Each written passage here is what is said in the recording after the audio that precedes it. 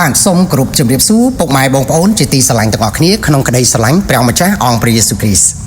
បាទវីដេអូនេះខ្ញុំធ្វើឡើងជាពិសេសសម្រាប់បងប្អូនទាំងអស់គ្នាដែលជាគ្រីស្ទៀនហើយខ្ញុំទទួលបានសំណួរជាច្រើនហើយមានសំណួរជាច្រើនបានចោទសួរហើយខ្ញុំបានទទួលសំណួរជាច្រើនដែលបានសួរថាព្រះគម្ពីរចែងអំពីទង្វើផិតក្បត់ក្នុងអាពាហ៍ពិពាហ៍តើគួរលើកលែងទោសបែបណាចំពោះបុគ្គលនឹងបានន័យថាសំណួរនេះចង់សួរថាតើគួរលើកលែងទោសបែបណាចំពោះបុគ្គលដែលបានប្រព្រឹត្តអំពើផិតក្បត់ក្នុងចំណងអាពាហ៍ពិពាហ៍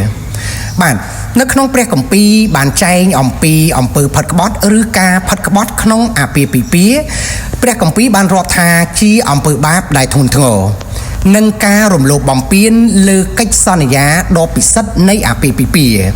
នៅក្នុងបទគម្ពីរនិខមនាងជំពូក20ខ14បានចែងថាកុំប្រព្រឹត្តអំពើផិតក្បត់ហើយនៅក្នុងបទគម្ពីរហេព្រើរជំពូក13ខ4ក៏បានចែងដែរថាសូមបងប្អូនទាំងអស់គ្នាលើកតម្លៃការរស់នៅជាស្វាមីភរិយាគឺមិនត្រូវក្បត់ចិត្តគ្នាឡើយត្បិតព្រះជាម្ចាស់នឹងវិនិច្ឆ័យទោសអ្នកប្រព្រឹត្តអំពើប្រជាសិលធម៌និងផិតក្បត់ចំពោះសំណួរសួរថាតើគួរលើកលែងទោសបែបណាចំពោះបុគ្គលនោះ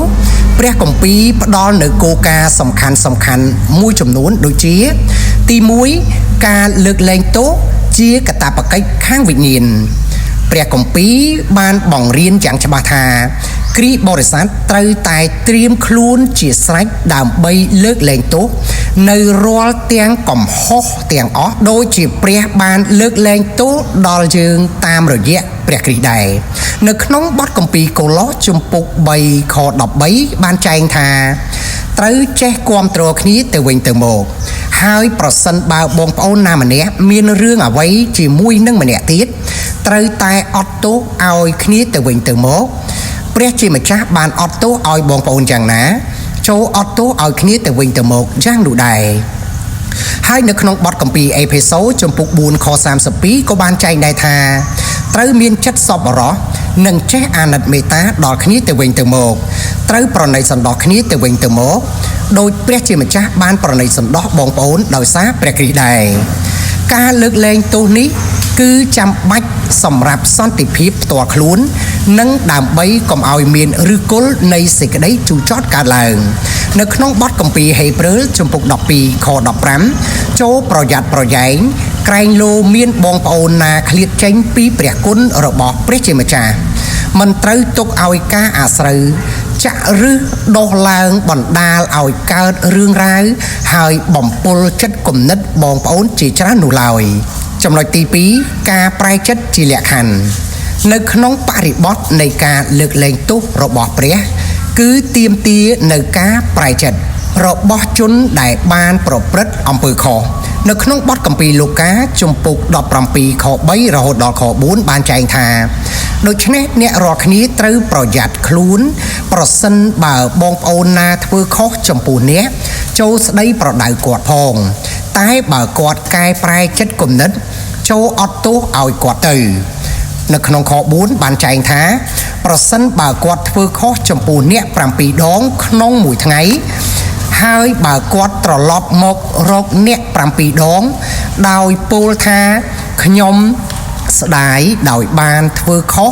ចូលអត់ទោសឲ្យគាត់ទៅការប្រែចិត្តពិតប្រាកដរួមមានការទទួលស្គាល់នៅកំហុសទាំងស្រុងនិងដោយភាពស្មោះត្រង់ការបដិញ្ញាចិត្តបោះបង់ចោលអំពើនោះលែងប្រព្រឹត្តតទៅទៀតការខិតខំស្ដារការទុកចិត្តនិងទំនាក់ទំនងឡើងវិញចំណុចទី3ការបែកលែងគ្នាឬក៏ការលែងលះគ្នាវាគឺជាករណីលើកលែងព្រះយេស៊ូវបានបង្រៀនថាអំពើផិតក្បត់អំពើប្រជាសិលធម៌ខាងផ្លូវភេទ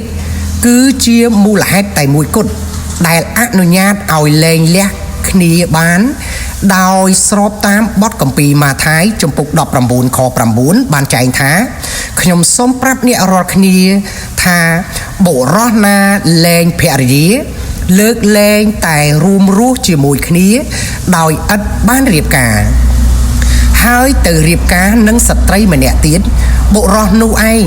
ជាអ្នកប្រព្រឹត្តអំពើផិតក្បត់ ដូច្នេះព្រះគម្ពីរអនុញ្ញាតឲ្យប្តីឬប្រពន្ធដែលរងគ្រោះអាចសម្រេចចិត្តលែងលះគ្នាបានទោះបីជាពួកគេបានលើកលែងទោសឲ្យអ្នកប្រព្រឹត្តខុសក៏ដោយការលើកលែងទោសខាងវិញ្ញាណ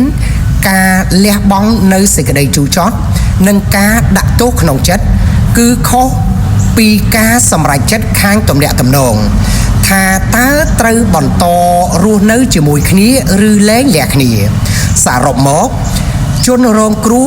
ត្រូវលើកទឹកចិត្តឲ្យលើកលែងទោសនៅកំហុសនេះពីក្នុងចិត្តដើម្បីជាប្រយោជន៍ដល់ខ្លួនឯងនិងធ្វើតាមបទបញ្ជារបស់ព្រះឬក៏ធ្វើតាមបទបញ្ញត្តិរបស់ព្រះអ្នកប្រព្រឹត្តខុសត្រូវតែមានការប្រែចិត្តពិតប្រាកដ